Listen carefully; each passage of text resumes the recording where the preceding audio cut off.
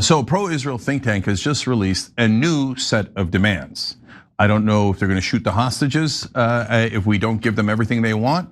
Who are the hostages? I don't know, the whole country, man. They are occupying Washington. They have our government. 94% of Congress takes money from the Israeli lobby and serves these guys. So when they read us a list of 10 demands that they have from the American people, we're screwed. Our government basically works for them. So these are the things that you're about to give them. Sharon, tell us about it. Yeah, it's interesting, for lack of a better word, Jank. For context, the Israeli government has started to claim that it is no longer interested in freeloading off of the USA. I recently had an exchange, as I referred to earlier, with a pro-Israel chat bot, and here's what it told me. One thing many people don't realize is Israel has recently said it wants to move away from relying on US financial aid and toward more of a strategic partnership from the US. John, who's the pro-Israel chatbot who reached out, is that what the Israeli government really wants, though? So let's ask and find out.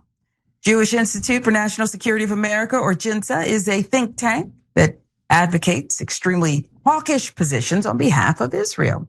Last month, after the US had already gone to war with Iran twice, JINSA stated that the United States needed to act even more aggressively against Iran's alleged nuclear program. Whether through diplomacy, military action, or both, the United States needs a far more comprehensive and aggressive approach when it comes to inventorying, neutralizing, and monitoring Iran's nuclear weapons program. January this year, JINSA called on the US and Israel to set private security contractors loose in Gaza. Top-level security contractors are a viable but overlooked option for ridding post-war Gaza of Hamas. They are staffed by well-trained, highly capable military personnel with experience serving in elite units. In fact, they are perhaps the only force besides the IDF itself willing to directly confront Hamas and do the hard work of demilitarizing Gaza. Contractors also have a strong track record. Many have long, reliably, responsibly, and effectively supported American military operations. So you might be tempted to laugh off these policy positions that, are extreme, but JINSA is an organization with real influence here. Several of their policies, their recommendations were included in the latest National Defense Authorization Act passed by the House this past July, like the following: increased cooperation on defense technology, including missile defense, counter UAS, subterranean warfare, extending support to armed forces in Iraq and Syria through 2027, military assistance to Jordan, assistance to Lebanese armed forces to counter Hezbollah. JINSA has published discussions with the following members of Congress: Representative Lou Carrera, Senator Joni Ernst, the late Senator Lindsey Graham, Senator Rick Scott, Representative Elise Stefanik, and among others. JINSA is also staffed with officials who have previously served the government of Israel. They have a senior vice president of JINSA, was previously a major general in the IDF for 36 years. General Yaakov Amador, a JINSA distinguished fellow, was formerly the national security advisor to the prime minister of Israel. So here's why all of this is important. Earlier this week, JINSA published a piece called "Shifting the Center of Gravity, Transforming the US-Israel Security Partnership." Sounds beautiful. Begins with this remarkable excerpt. For a variety of complex reasons, Israel's political support in the United States has significantly eroded in recent years. Indeed, never in recent memory has there been a larger disconnect between the strategic contributions that an ally consistently makes to the enhancement of US security and prosperity and its declining political standing among the American public. The piece goes on to argue that despite widespread domestic opposition to such policy, the US should further integrate with Israel. Given prevailing political winds at home, upgrading the US alliance with Israel will require shifting the center of gravity of the bilateral relationship from providing US military assistance, however mutually beneficial it may be to both countries, to true mutual collaboration. This should take the form of a new and final memorandum of understanding that keeps U.S. military assistance at $3.8 billion annually on average for the next 10 years and is paired with new, mostly non-monetary initiatives that deepen and expand the U.S.-Israel partnership. So what kind of non-monetary initiatives? Well, Chris Manahan helpfully provided this summary on X. Let's take a look at it. $40 billion from U.S. taxpayers over the next 10 years. That's a base. U.S. establish a permanent military presence and CENTCOM operational headquarters in Israel. Formally include Israel in the Golden Dome. Merge our defense industry base. A limited U.S.-Israel mutual defense treaty to honor the memory of Lindsey Graham. New NATO, where the U.S. organizes arms Arab states in defense of Israel. Membership in such a security structure should be conditioned on Arab members normalizing relations with Israel. So basically that list says Israel gets everything, they get to run everything, but it's touted as this beautiful union, this marriage, this partnership that is just born of the purest form, Jay. Yeah. So we're asking you guys if you're into it, because we're a fair show. We want to know what you think, and then I'm going to tell you what I think. So we got this poll up at tyt.com. What should our relationship with Israel be? A, complete merger of interests, as this is proposing. B, one of our biggest allies. C, like any other country. D, no relationship at all. I'm voting heavily for D. I'm voting early and often for D. So yeah, we shouldn't have any relationship with a country that just committed a genocide, that's made us go into 7 wars, that cost us $8 trillion and only created more enemies for us, did absolutely no good for us at all. But let's now focus on this new proposal. So they say, and as usual, mainstream media is the liars that work for them. They're propaganda agents. So I can prove it. So in this case, they go, giant headlines. Israel doesn't want any more money. Israel, Netanyahu says they're going to wean themselves off. They're going to be independent, etc. Now, did they clarify? Sometimes they'll put in the articles in paragraph 17. Oh, by the way, they mean 10 more years of funding. That's the $40 billion. Look, we talk about rigged systems on this show every single day. Medicare is one of them. Not because the coverage doesn't matter, it matters a lot. We like Medicare, but because a lot of the people helping you pick a plan get paid more when they steer you towards certain plans. That's the whole game they're playing, and nobody tells you. That's why we work with Chapter, independent Medicare advisors. Honest because their incentives are honest. Their job is finding the right plan for you, not pushing whichever plan pays them the most. They compare every Medicare plan nationwide. And here's what independence actually looks like. If you're already on the best plan for you, they tell you that right away and hang up the phone. No upsell. But people who switch to Chapter have saved on average $1,100 on healthcare costs. And that's every year. That's real money, a lot of money. Chapter is free. It takes under 20 minutes, and it might be the one call this year where somebody's actually on your side. So call 805-201-2275. That's 805-201-2275. Wait, so they're not saying they don't want any more money. They're saying they want 10 more years of money. So you wrote in the headline, and now most of the articles don't even mention that they want 10 more years of money. Almost none of them do. So you write that they don't want any more money when in reality, this is a matter of fact, they actually want $40 billion. So all of those reporters and editors are lying to you on purpose to protect their beloved Israel. They don't want you to know that they want 10 more years of your money. They want $40 billion more. Instead, they write the exact opposite. Israel says they don't want any more money. No, imagine I come to your house and I go, hey, Bob, I don't want any more money, except you have to give me $10,000 a year for the next 10 years. You're like, wait, that means you want $100,000. No, I don't want any money, except you have to give me $10,000 for the next 10 years. Then you want $100,000. No, I don't want any money. Write down, I don't want any money, but give me the $100,000. That's the gaslighting that's going on here. Gaslighting that's that industrial is a form of torture. the mainstream media in America is trying to torture all of us. Believe things that aren't true. You have to believe it. You have to believe that Israel's the victims and that you owe them the money. You owe them the money. By the way, they don't want any money, but you better give them money. Otherwise, you're an anti-Semite. They don't want the money, but give them the money. Give them the money, right? What is it? Which one is it? New York Times. Which one is it? CNN. We know which one it is. They want 40 billion more for 10 more years. So that is every headline you've seen that they don't want any more money is an outrageous, provable lie. All over mainstream media, all on behalf of Israel. I challenge any editor at the New York Times or Washington Post. I challenge any executive producer or anchor on cable news to debate me on that.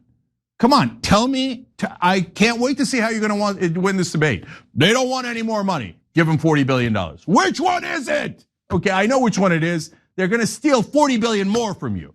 Okay, then why do they want the bases inside Israel? Before they didn't want that because they thought, well, if you have US bases, we might accidentally get hurt. And of course, an Israeli citizen is worth $1 billion non-Israelis, so we don't want to get hurt. But now they realize, oh wait, if America has bases inside Israel, it'll be a perfect excuse to protect their bases. They have to have perfect protection of Israel. No, Israel can never be harmed, no matter how many of their neighbors they attack, no matter how many genocides they do. Not a single hair on a single Israeli can ever be hurt because now the Americans are. Hey, it's not us. We're protecting American bases. Now we're going to merge the military technology and data under Section 219 to give you a sense of how controlled our government and our media is. Section 219 is the most outrageous thing I've ever seen. It's like saying, hey, why don't we merge our military and give all of our technology and data to Nicaragua? Why the hell would we do that? Or Canada, why the hell would we do that? And they say, no, you have to do it for Israel, okay? And then in Congress, they didn't allow a vote on it. What do you mean we're not gonna have a vote? What is this?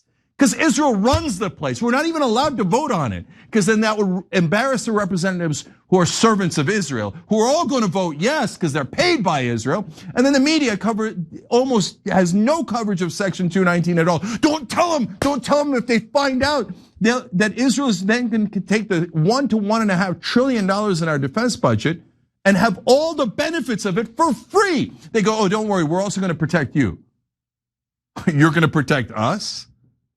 How are you going to protect us? This is a country the size of Papua New Guinea. That's their population. They're like, don't worry, Papua New Guinea will defend you. Oh, will you? Okay, no, this is an out and out robbery in every way. And then the last part of it is a new NATO, and we'll include the Arab countries. Well, that sounds nice. So why are they doing that? Because the Israelis love Arabs? No, there's one thing Israelis like about Arabs, it's murdering them. So no, if you read the fine print, what they say is, now if the Arab countries agree that they must do a security deal with Israel, that does not include the Palestinians, meaning you have to betray the Palestinians and say they should be occupied forever or ethnically cleansed. And if you are that much of a dog and servant to the fascists in Israel, then you will be allowed to join our security. Otherwise, you're going to lose American security and alliance altogether. So the only way that anyone gets to do anything with America is you have to first bow and kneel to Israel. And everything we own, they will own for free, They say, oh, but we'll help you too. We'll give you fake intelligence so you invade Iraq for us. We'll give you fake intelligence so you invade Iran for us. We're so generous, us Israelis. No, thank you. No real American wants any of this crap. We don't want it from any country. It isn't just about Israel. We don't want it to merge our military with Bolivia or Turkey or Russia or Mexico. We don't want it. We don't want it. But it's constantly shoved down our throat by the servants of Israel. 94% of Congress takes money from Israel and like dogs votes to take our money, not their money. They vote to rob us blind and give it to their benefactors in Israel. Now they're saying, well, we got caught with our hand in the cookie jar, so we'll only rob you for 10 more years, but that's okay because we're gonna rob your entire military. CENTCOM is now going to get merged with the IDF. Are you insane? And all of our politicians go, that's so obvious, we don't even wanna vote on it. Of course you should all serve Israel. And our media goes, that's so obvious, of course you should serve Israel. I don't wanna write about it, I don't wanna write about it. If you find out the disgustingly evil plans that Israel has for us to steal everything in this country, well, then you might not love Israel and you might object when all of us serve Israel in unison. You're goddamn right we object. It's called American sovereignty. We should be free. We should not serve this tiny, ridiculous country. And on top of all that, they go, now you owe us for money, so we slaughter Palestinian kids and now Lebanese kids. And by the way, some of those Lebanese kids are Muslim, and we got you used to that by having cable news and all of mainstream media do anti-Muslim bigotry your whole lives. The Muslims are terrorists, terrorists, terrorists. You should hate them. You should pay to kill them, right? All of you at the New York Times, you've done that my whole life. All of you at CNN, you've done that my whole life. Terrorists, terrorists. But when Israel kills their civilians, they're not terrorists. When Ukraine kills the Russian civilians, they're not terrorists. Even when the Russians kill Ukrainian civilians, they're still not terrorists. No one's a terrorist unless they're against Israel. If you're a Muslim or a Christian opposed to Israel, terrorist, they say, because they're dogs of Israel. And they want all of you to be dogs of Israel. And they want you to say, just shut up and give me all of your money and all of your military. And so that's what this latest think tank came up with as a brilliant idea. Oh, I came up with an idea. Why don't you give everything you own to Israel? Yeah. And if you don't, we'll call you an anti-Semite and we'll unleash our terrorists inside your country to come and destroy your life. We'll get you fired from your job. By the way, if you've ever criticized Israel online, especially in the old days, now there's too many of us. But now they come after bigger folks like us because we have shows, etc. These days, they're still picking off people one by one. But in the old days, if you're a random person, Bob in Missouri, and you just sort of like, well, I mean, why can't the Palestinians be free? They'd be like, anti-Semite, and they would come to your job. I'm not joking. They're still doing this to us, and they still do it to many, many people in the country. And they don't care what religion you're from, and they do it to Jewish Americans too. If you show any sympathy for Palestinians, or if you dare criticize Israel, there's a bunch of terrorist thugs inside this country who organize, and they come and they talk to your bosses, they try to get you fired, and they try to destroy your family, and they brag about it. They're on tape saying, oh yeah, we target them, and we try to destroy every part of their lives. Why? Because they're terrorists who work for a different country. And now this think tank says, give me all of your money, all of your technology, all of your military, and if you don't do that, I'm gonna call you an anti-Semite and destroy you. That's the next part of what they do. So we have to free ourselves from these thugs and terrorists that have taken our capital and that have taken our media. Fight back in every way you can. And if you see any of your politicians voting to betray America like this, don't do anything stupid. We're the good guys. We're for peace. We're for nonviolence. And we're definitely for all Americans being equal, Jewish, Muslim, Christian, we love them all, okay? We're not the bad guys. We're not the guys spreading hatred. We're the ones trying to stop the hatred, stop the war, stop the genocide, stop the robbery. But at a bare minimum, here's something we should all do. Vote the bums out. If they're an incumbent, they're almost certainly working for Israel. It's 94% of Congress.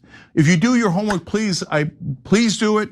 If you see someone taking money from AIPAC, that means they literally signed a piece of paper saying that they will support Israel unconditionally. No conditions at all, no matter what Israel does to anyone else, including Americans. They say, yes, absolutely, sir, I work for Israel, okay?